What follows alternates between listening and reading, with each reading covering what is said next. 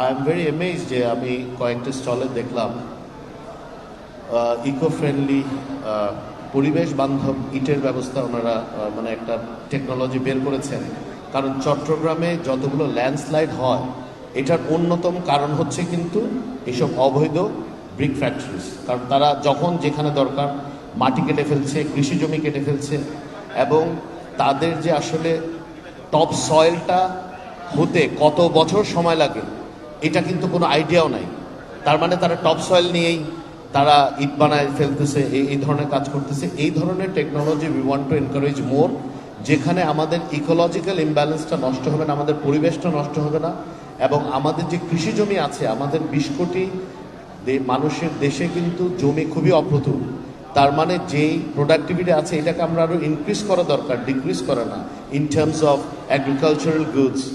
তো আমরা চেষ্টা করছি যে অল্টারনেট যেখানে যেভাবে সম্ভব eco friendly building materials arrange করা, যেগুলো পরিবেশ বান্ধব। আপনাদের আরেকটা জিনিস মনে রাখতে হবে, এখন কিন্তু carbon credit is a very big thing in around the globe. So we are planning to get as much carbon credit that is possible.